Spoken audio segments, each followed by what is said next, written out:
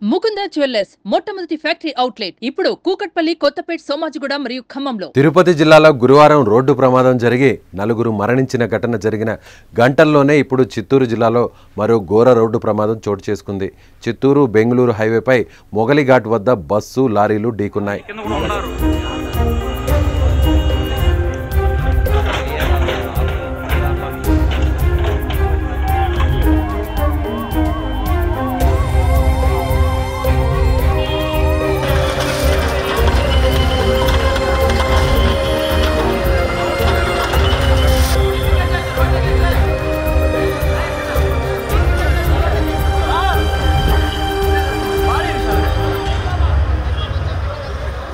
ఈ ఘటనలో 8 మంది మరణించారు, మరో 30 మంది గాయపడ్డారు.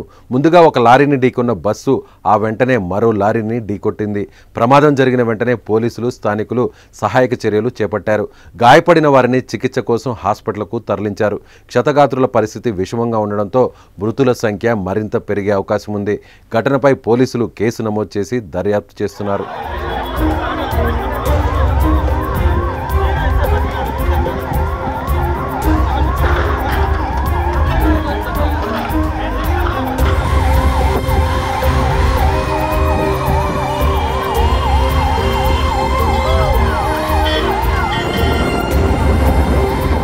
వరుస రోడ్డు ప్రమాదాలు రాష్ట్రాన్ని ఉలిక్కిపడేలా చేశాయి.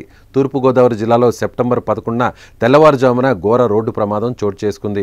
జీడిపిక్కల లోడుతో వెళ్తున్న మినీ లారీ బోల్తాపడి 7 ప్రాణాలు కోల్పోయారు, మరో 2 తీవ్రంగా గాయపడ్డారు.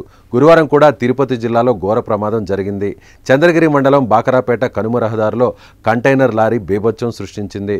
కనుమదారులో వస్తున్న కారు, బైకును కంటైనర్ లారీ అదుపు తప్పి ఢీకొట్టింది. ఈ ప్రమాదంలో కంటైనర్ కారుపై పడిపోవడంతో కారులోని 4 దుర్మరణం పాలయ్యారు. మరో 2కి గాయాలు కాగా వారిని హాస్పిటల్కి తరలించి చికిత్స అందిస్తున్నారు. ఇంతలోనే చిత్తూరు జిల్లాలో జరిగిన రోడ్డు ప్రమాదం 8 మందిని బలి తీసుకోవడం తీవ్ర విషాదాన్ని నింపింది.